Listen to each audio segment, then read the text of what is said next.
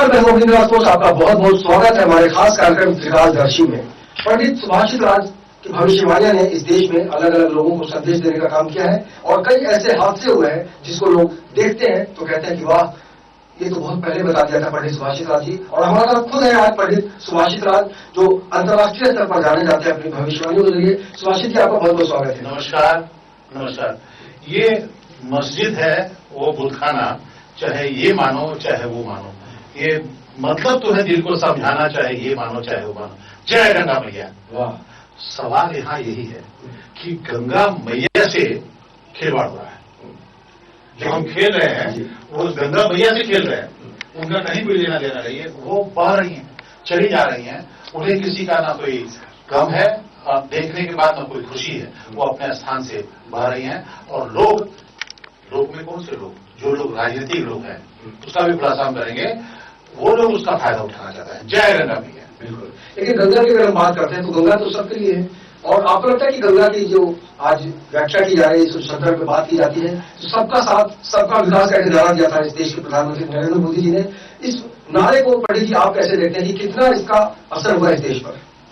भाई देखिए, मुंह अपना है, वचन अपना है, जो बोलेंगे वही करेंगे, ऐसा कुछ होता है क्या? सबका साथ सबका विकास की बात अगर आप कर रहे हैं, हमसे पूछ रहे हैं ये सवाल, तो ये एस्ट्रोलॉजी से हटके थोड़ी सी बात हो रही है, क्योंकि कुछ राजकारण भी इसके अंदर घुसा हुआ है, ये मान के चलिएगा।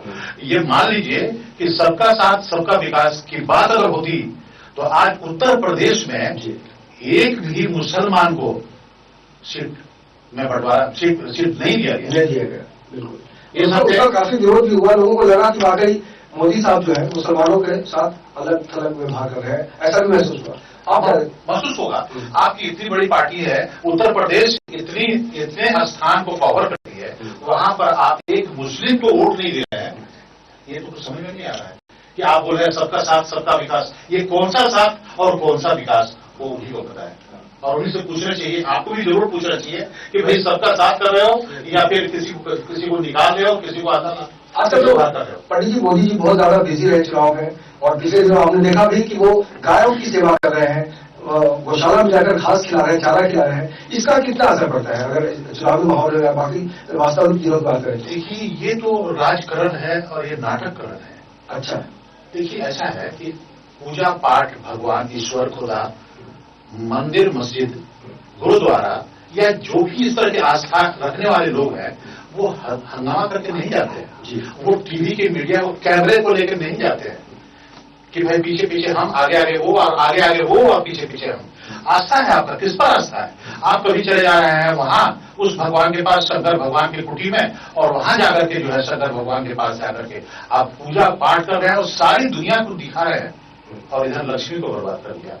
वो वहां पे आइए तो लक्ष्मी नाराज है। लक्ष्मी नाराज है विशेष में, क्योंकि आम आदमी को आज भी बहुत ज्यादा महसूस होती है तकलीफ उस वक्त की, क्योंकि चुनाव में भी जिस तरह से लोग कहते थे कि वाकई नोटबंदी का जो असर है, उसका जो दुष्परिणाम है। पंडित जी, क्या लगता है कि वाकई लक्ष्मी को अगर मनाना चाहें आज की तारीख में, तो मोदी जी के प्रभाव से हम लक्ष्मी को बना सकते हैं क्या? देखिए, मोदी जी ने लक्ष्मी को तो पीछे घुमा दिया है। अच्छा। जिस लक्ष्मी की अभी सबसे ज्यादा अगर पूजा किसी की होती है ईश्वर के बाद, या ईश्वर से पहले भी बोल सकते हैं, क्योंकि लक्ष्मी है तो सारा काम दुनिया में हम कर सकते हैं, चाहे वो पूजा है, मनी है तो मनी है तो। अगर मनी नहीं तो इन्होंने तो पूरे बनी को एक रात में साफ कर दिया और कहा कि भाई आज आपका सारा रुपया रद्दी की टोकरी में चला गया। ये लोगों ने सैकड़ों वर्षों से एक एक रुपया करके बिटोरा था। किसी को लड़की की शादी करने के लिए था, किसी को एजुकेशन के लिए था, किसी को अपना पर्सनल कुछ काम के लिए था। घर की गृहिणी को ही खोल के रख दिया। वो जो बचा बचा के वो जो कुछ पैसे रखी हुई थी वो भी साफ हो गया।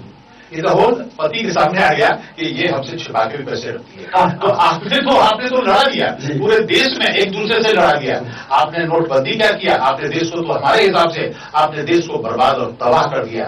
असर तो अभी आपको दिखेगा, आगे दिखेगा। ये सब जो हुआ है इस सब का असर आपको दिखेगा। और जो बात है वो सिर्फ कंफ्यूजन है। ये ऐप टैप और कैप जो मामला है, ये कब तक, ये यंग जनरेशन के लिए सही है, असल जड़ तो कहीं और है, उसको सोचिए आप। और पूरे विश्व में कहीं भी कैशलेस मामला नहीं है, आज अमेरिका में भी नहीं है। जिस अमेरिका के बारे में आप हमसे जरूर सवाल कीजिएगा कि भाई वो ट्रम्प का क्या होने वाला है। ये जो एक नई उल्टी पंडित जी आजकल सोशल नेटवर्क का जमाना है जी, हर कोई अभिव्यक्ति की आजादी के माध्यम से, जिस तरह से अभी हमने नोटबंदी की बात की, नोटतंत्र की बात की, आज हम लोकतंत्र की बात करेंगे। और जाहिर तौर पर कुछ लोग तारीफ भी कर रहे हैं सोशल नेटवर्क मोदी जी की, तो कुछ लोग आलोचना भी कर रहे हैं। उनकी तुलना तो हिटलर से की जा रही है, आप कैसे देखते हैं इस तुलना को? देखिए ऐसा है कि हिटलर नामा जो है ना, हिटलर की पूरी गाथा, क्योंकि वो एक ऐसा व्यक्ति था जो उससे पहले कोई ऐसा हुआ नहीं, और बाद में अगर होगा तो इस दुनिया का क्या होगा। कुछ लोग उभर रहे हैं। हिटलर पार्लियामेंट में पहले दिन इतना रोया था, क्यों रोया था? वो अंदर से खुश था कि देखो देशवासियों, हम तुम्हें ठीक करते हैं। कहां से क्या गाइड होता है, किसके अंदर में क्या चीज छिपा हुआ है उसके अंदर, और उसने जर्मनी को बर्बाद कर दिया, पूरे तबाह और बर्बाद जर्मनी को किया। और मुझे ये लग रहा है कि अभी जो चल रहा है सिचुएशन, अभी जो वातावरण चल रहा है, अभी जो ये नाटक चल रहा है देश में, खुलेआम और हमारे देश के उच्चतम व्यक्ति जो हमारे माननीय प्रधानमंत्री, ये शोभा नहीं दे रहा है कि आप इतनी अभद्र बात करें, चाहे जिस पार्टी से संबंध रखते हो, मुझे कुछ लेना देना नहीं। मत्था टेक के गए थे मोदी जी भी, संसद में जब पहली बार हो गए थे तो मत्था टेका था उसका, जिस तरह से हिटलर रोए थे, मोदी साहब ने मत्था टेका था। नहीं रोए, वो भी रोए आडवाणी जी के बात पे कि आपने मुझे ऐसा क्यों कहा, वो से रोए थे। अच्छा, वो भी रोए थे, सेम है। हमें तो लग रहा है कि आत्मा का आदान प्रदान भी हो सकता है भाई, कुछ बोल नहीं सकते, अभी 12 साल इसके अंदर जाना पड़ेगा और समझना पड़ेगा। लेकिन इन द होल जो हुआ है वो हिटलर से मिलता जुलता ही है, क्योंकि ये जो चाहते हैं, जैसा चाहते हैं वैसे ही करते हैं। अब इसके बाद हम थोड़ी सी कुंडली पर विचार करें। जी जी जी, इनकी जन्मपति में जो लग्न है वो वृश्चिक लग्न है, और वृश्चिक लग्न का जो स्वामी है वो मंगल है, और मंगल हमेशा दंगल की बात सोचता है।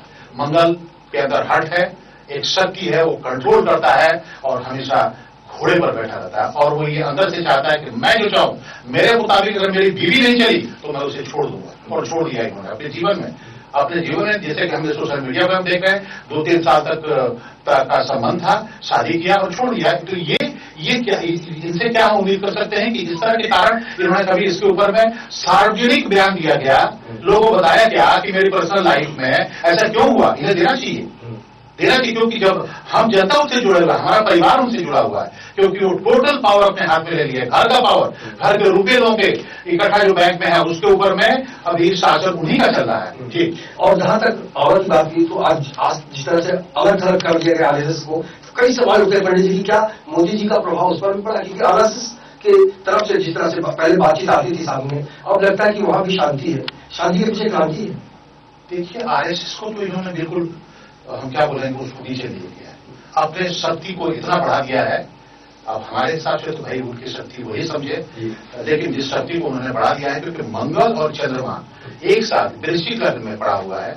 अभी एक बार पावर जब हाथ में आ गया, जो कुर्सी पर बैठ गए, तो फिर वो जो चाहे कर लेंगे, क्योंकि उसी ढंग से वो उनका प्रचलन, यानी उसी ढंग से वो चल रहे हैं, उनका मूवमेंट है इन द होल।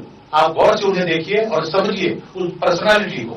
चंद्रमा नीच का बैठा हुआ है फर्स्ट हाउस में, और मंगल के साथ बैठने की वजह से उनके दिमाग में जो चलता है वही जानते हैं कि क्या चलता है। लेकिन जो चल रहा है और जो लोग देख रहे हैं, लोग घबराए हुए हैं, परेशान हैं, एकदम अंडरस्टैंडिंग से बाहर जा रहा है मामला कि क्या होगा, कल क्या होगा। पूरी दुनिया जो है, खासतौर से इस पर हिंदुस्तान पर पूरी दुनिया की नजर है, और अब आगे देखिए होता है। आगे देखिए होता है का मतलब ही होता है, जिस तरह से चुनाव में मोदी जी ने अलग अलग तरीके से प्रचार का जो माध्यम है उसको अपनाया, और कहा जाता है कि इस बार बीजेपी ने पूरी शक्ति जो है उत्तर प्रदेश में झोंक दी। पंडित जी से जानना चाहिए, अभी जो 5 राज्यों में चुनाव होने वाले हैं, अगर हम मणिपुर की बात करें, पंजाब की बात करें, उत्तराखंड की बात करें, उत्तर प्रदेश की बात करें और गोवा की बात करें, तो सबसे पहले हम चाहेंगे कि वाकई उत्तर प्रदेश में अगर स्थितियां जो है, पंडित जी आप कैसे देखते हैं? देखिए ऐसा है कि पंजाब में तो मामला बोल रहे हैं, पंजाब में बीजेपी को आने का एस्ट्रोलॉजिकली कोई सवाल खड़ा ही नहीं होता। कारण मैं बता दूं कि शनि जो है वो चला गया है गुरु की राशि यानी कि जुपिटर पे, और वहां पे बैठ करके गुरु की राशि पर बैठ करके वो इंसाफ कराएगा। राजा ने अगर गलतियां की हैं तो उसे भुगतना होगा, उसे कुर्सी नहीं मिलेगी। वही बात उत्तर प्रदेश में लागू होती है। उत्तर प्रदेश में सिर्फ प्रचार से और भगवान की पूजा से काम नहीं चलेगा। पब्लिक बहुत 2-4% लोग डाइवर्ट हो जाएंगे। लेकिन मेन बात यह है कि इसके पहले भी आप कर चुके हैं, लोगों को याद है, और उसके बाद लाइन में जो खड़े हुए हैं ये बात भी लोगों को याद है, अभी भी याद है और आगे भी याद रहेगा ये नोटबंदी। एनीवे, नोटबंदी जो आप किया वो गवर्नमेंट का पॉलिसी था, उस पर हमें कुछ नहीं कहना है, लेकिन हमें एक बात जरूर कहनी है कि जो हुआ है उससे 100 लोग 100 लोग जो रजिस्टर्ड है वो लोग मरे हैं, और उनकी आत्मा किधर घूम रही है, मोदी जी के ऊपर में चढ़ने वाली है क्या? ऐसा मुझे लग रहा है कि उनको कंफ्यूज कर दिए सारी आत्माएं, क्योंकि सबकी अकाल मृत्यु हुई है, उनका मृत्यु का कोई समय नहीं था, वो लाइन में खड़े होकर के कहीं खड़े होकर वो मर गए हैं। उसका कोई सवाल पूछने वाला है कि भाई वो कि इतने 100 लोग जो है नोटबंदी के लाइन में अपने नोट के लिए खड़े होकर मरे? कोई नहीं है। तो क्या चल रहा है देश में, बताइए आप, क्या चल रहा है देश में? अच्छे दिन का इंतजार चल रहा है। नहीं, अच्छे दिन तो कभी नहीं आएंगे, अच्छे दिन तो कभी नहीं आएंगे, क्योंकि जिस ढंग से आप चल रहे हैं उस ढंग से अच्छे दिन आने वाले हैं क्या? क्योंकि आपने एक तरफ कुछ और बात कर रहे हैं, एक तरफ कुछ और बात कर रहे हैं। पंडित जी, मणिपुर में क्या तस्वीर देखने को मिलेगी? देखिए, पंजाब को तो मैंने गोल कर दिया, पंजाब अब बीजेपी के हाथ में आएगा नहीं। मणिपुर में चांसेस 50-50 है एक्चुअली, और उसके बाद मणिपुर के बाद आता है गोवा। तो ये बियर का शहर है, ब्योरा शहर है, क्योंकि गोवा में एक बार घूमने गया था तो पूरे गोवा को मैंने देखा। यहाँ का जो मामला है वो ऐसा है कि वहाँ पे जो जाते हैं वो 75% लोगों के हाथ में बियर की बोतल या दारू की बोतल होती है। हाँ, जो भी है, तो हम तो नाम नहीं जानते, लेकिन हम जो तमाशा देखे वहां पे, मैं गया था नेचुरल चीज को देखने के लिए कि वहां पे समुद्र और जमीन दोनों मिलता है और क्या खूबसूरती है। एनीवे, तो अब वहां के लोगों का भरोसा नहीं, अगर ज्यादा आप पी लेंगे तो फिर कुछ का कुछ कर जाएंगे कुछ का कुछ कर जाएंगे। तो वहां भी 50-50 मान के चलिए, वहां भी 50-50 मान के चलिए जी। अब आ जाइए उत्तराखंड में, तो उत्तराखंड में भी लड़ाई कुछ बड़ी जम के है, और जो कांग्रेस के जो लोग रहे हैं वहां पे, उन्होंने काम कम और हंगामा ज्यादा किया है, तो वहां पर भी हम उसको 50-50 ही मानते हैं। लेकिन उसके बावजूद भी कांग्रेस के हाथ में वहां का पावर आ सकता है, ऐसा मानते हैं। अब आ जाइए उत्तर प्रदेश पे, उत्तर प्रदेश में 7 प्रेडिक्शन है क्लियर। पहला, किसी भी हालत में बीजेपी वहां सरकार नहीं बना पाएगी, अगर सरकार बनी भी तो बहुत बड़ा डिफरेंसेस होगा, क्योंकि ये बता रहा है, ये तौल और माप बता रहा है और त्रिकाल बता रहा है कि वहां की जो स्थिति है वो किसी एक के हाथ में पूर्ण बहुमत के साथ नहीं आएंगे। लेकिन जैसे यहां मैंने प्रेडिक्शन दिया था, जिस तरह की यहाँ पे मुंबई में वैसे ही हुआ, मैंने भविष्यवाणी की थी, आपको शायद पता है कि वैसे ही हुआ, 1-1 वैसे ही हुआ। वहां भी कुछ इसी तरह की बात है कि पूर्ण बहुमत से सरकार बनाने में दिक्कत होगी। ये अखिलेश जी और राहुल गांधी और साथ में अजीत सिंह को आप भूल रहे हैं, वो पीछे खड़े हैं 11-15 सीट लेकर के। तो ये सब तालमेल करके सरकार बनेगी, और ज्यादा चांस अब रखते हैं कि वहां पे अखिलेश की सरकार वापस अवैध होगी। तो वहां पे बहुत दिलचस्प मोड़ पे पंडित जी ने कहा है कि यू टर्न ले सकती है अखिलेश सरकार। ब्रेक के बाद हम ये जानने की कोशिश करें कि देश में बड़ा परिवर्तन कब आएगा। पंडित जी हमारे साथ बने हुए हैं, जिनका नाम है पंडित सुभाषित राज। लेकिन फिलहाल वक्त एक छोटे से ब्रेक का, आप देखते रहिए इंटो न्यूज पर, जिसका नाम है त्रिकालदर्शी।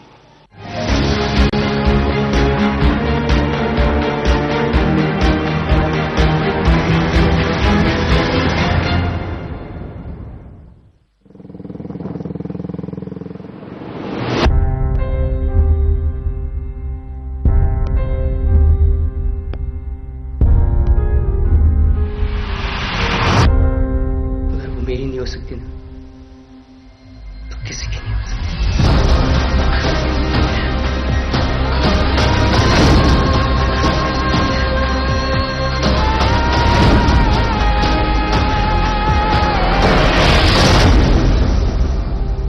Baby, you got me. You got me. Oh, no, no.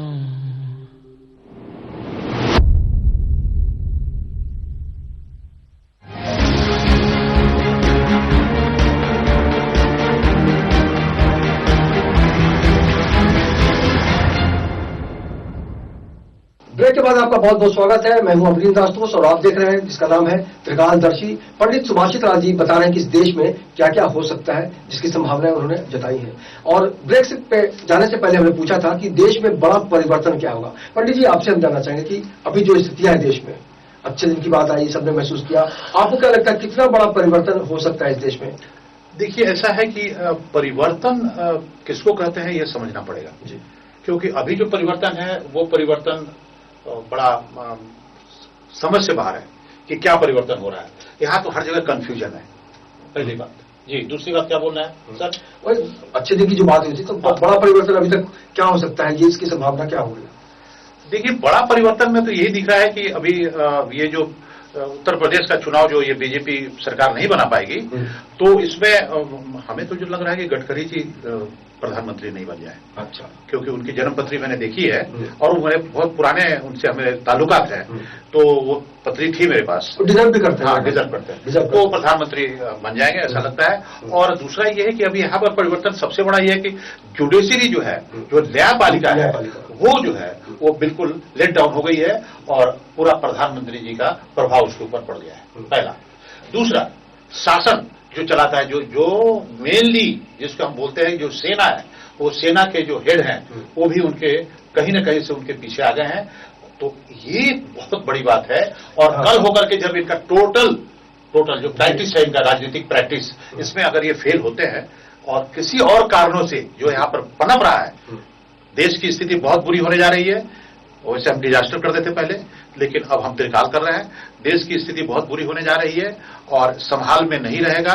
हो सकता है कल यहाँ पर पावर जो है वो सेना संभाले, बिल्कुल इसके भी चांसेस। ये बहुत बड़ी बात कर रहे हैं पंडित जी, और निश्चित रूप से कहा जा सकता है कि पिछले दिनों जिस तरह से मोदी जी ने एक और बात कही थी, न खाऊंगा न खाने दूंगा और किसी बेईमान को नहीं छोड़ूंगा, तो जो स्थितियां बन रही है, क्या लगता है कि वो उस पर अमल करने की कोशिश कर रहे हैं? इस तरह से न्यायपालिका की बात आपने की।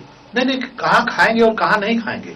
अरे भाई, जितने भी नोट पकड़े गए हैं उसमें मैक्सिमम नोट तो बीजेपी के पास वालों के पास मिले हैं, जो नए नोट थे। तो कहाँ खाऊंगा और कहाँ नहीं खाऊंगा? अरे आप खाएं या नहीं खाएं, वहां तो बहुत कुछ रहे हैं।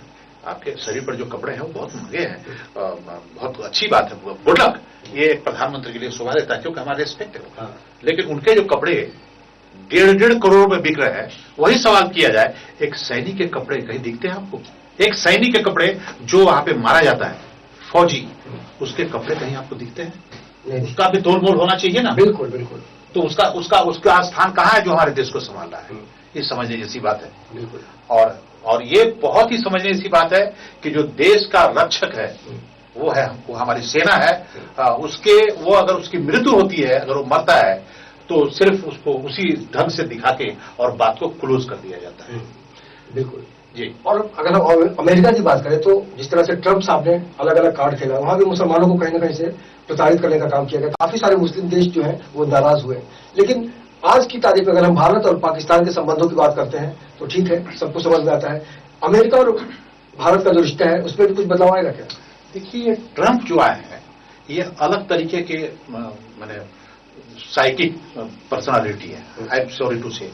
लेकिन ये जो इन्होंने लागू किया है, आप पूरी दुनिया को एक जगह बांधना चाहते हैं, प्रेम मोहब्बत से लोग रहें, ऐसा कुछ चाहते हैं कि आप 7 देशों पर बैन लगा दीजिए, 8 देशों पर बैन लगा दीजिए। और खास तौर से इंडियंस के ऊपर में कि ये भाई जो इन्होंने स्टेटमेंट दिया, उसके बाद में गोलियां लगने लगी। हिंदुस्तान के 4 से 5 लोग, उसमें हमारे ख्याल से कोई मुस्लिम नहीं है, उसमें ज्यादा से ज्यादा हिंदू हैं जिनको मारा गया है, गोलियां मारी भी है, उसमें सिख भी हैं। तो ये ट्रंप तो आने वाले समय में सबसे ज्यादा घातक व्यक्ति ट्रंप ही साबित होगा अमेरिका के लिए। ये मेरी भविष्यवाणी है। बिल्कुल।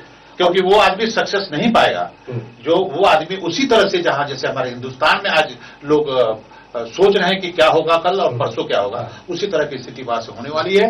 और भारतीय वहां से प्लान करेंगे, ये मैं आपको भविष्यवाणी दे रहा हूं, भारतीय प्लान करेंगे, वहां से उनको बहुत से भारतीयों को निकलना होगा। ये समय आएगा तो मेरी बात आपके समझ में आ जाएगी। लेकिन पलायन की बात जब भी आती है सुभाषित जी, तो कई बार लगता है कि अगर आपको किसी ने गोद ले लिया है, जिस तरह से नरेंद्र मोदी जी जो प्रधानमंत्री देश के, उन्होंने कहा कि यूपी ने हमें गोद ले लिया है। प्रियंका गांधी कहती हैं कि हमारे पास 2 बेटे हैं, राहुल गांधी हैं, अखिलेश हैं, तो हमें बाहरी की जरूरत क्या है? इसको कैसे देखते हैं? उत्तर प्रदेश ने वाकई मोदी जी को गोद लिया है?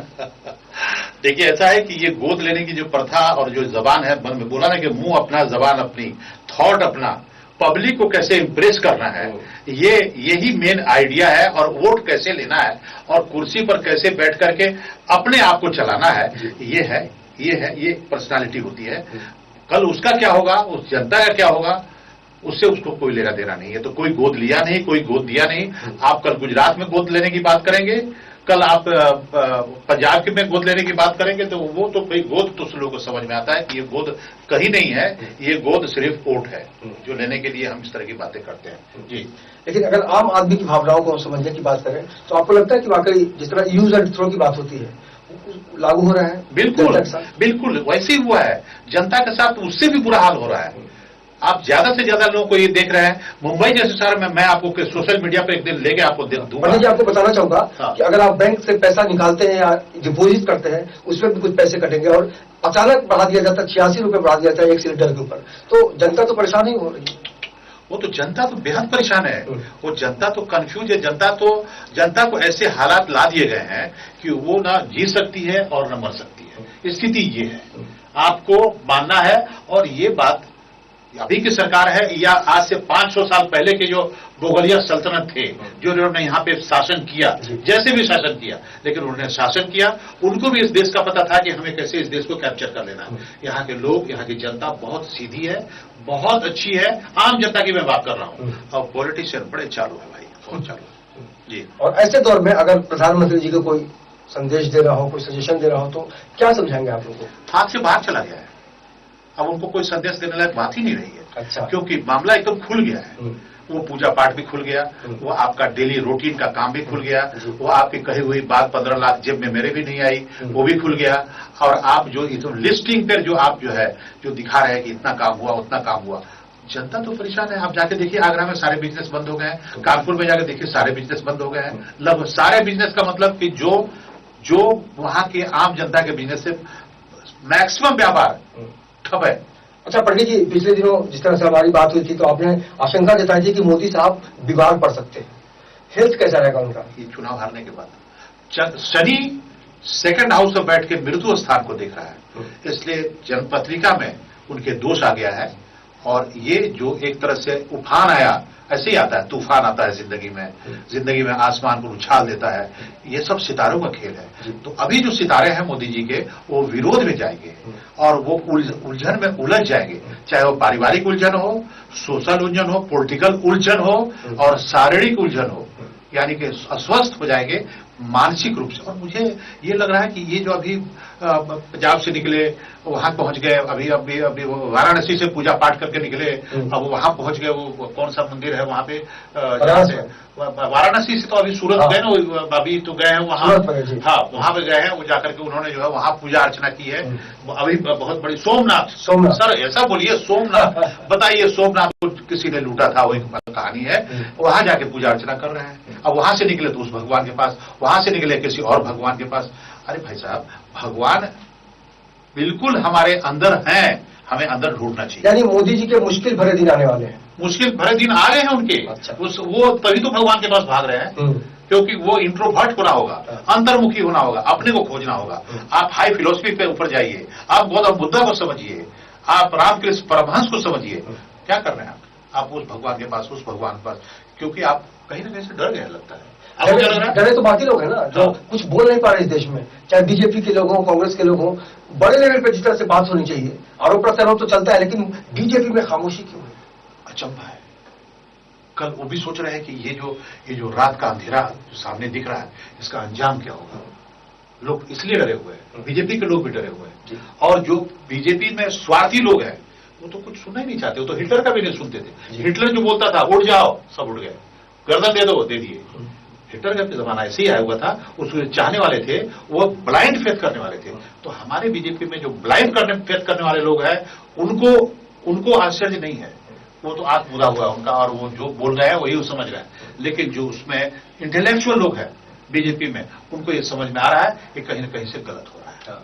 लेकिन अगर हम सत्ता परिवर्तन की बात करें तो वाकई बीजेपी वालों के ही अच्छे दिन आएंगे। किसी को, जिस तरह से आपने नितिन गडकरी जी का नाम लिया, और भी तो बहुत सारे उम्मीदवार हैं, हर की इच्छा होती है। नितिन गडकरी जी के जन्म पत्री में वो योग है जी, कि वो इस देश के प्रधानमंत्री बन सकते हैं। कैपेबिलिटी है, थॉट है और इंटेलेक्चुअल व्यक्ति है। आरएसएस का सपोर्ट भी है। हाँ, आरएसएस का प्यारा सपोर्ट है उनके ऊपर में। और मैं उनसे अभी पिछली बार किसी फंक्शन में मैं इन्वाइटेड था, जहां मैं गया था किसी किताब के विमोचन में, पर्सनली मैं उनको देखा, तो हमें लगा कि ये व्यक्ति के अंदर में वो चीजें पाई जाती है कि ये इस देश को ये सही तरीके से संभाल ले।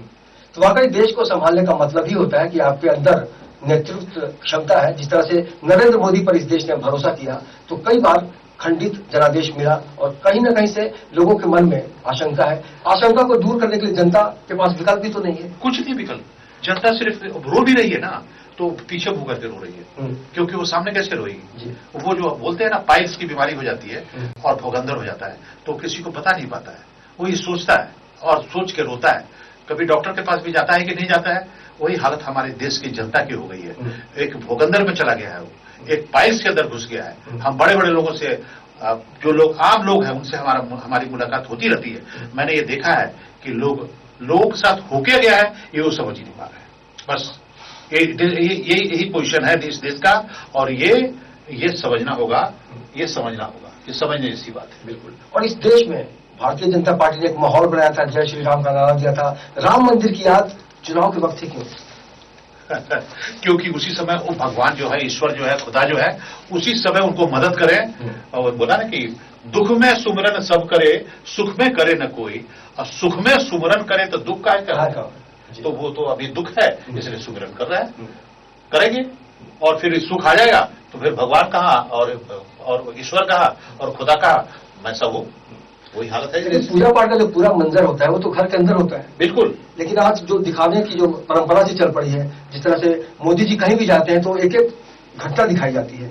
बाकी लोग भी तो इस देश में नेता हुए। मीडिया बिल्कुल या तो डर गई है, आप सॉरी टू से बिक गई है, लगता है क्या कुछ बहुत आशा है, क्या है, कुछ तो कुछ है, लेकिन मीडिया उनके पीछे लगी है और सिर्फ उन्हीं दिखा रही है।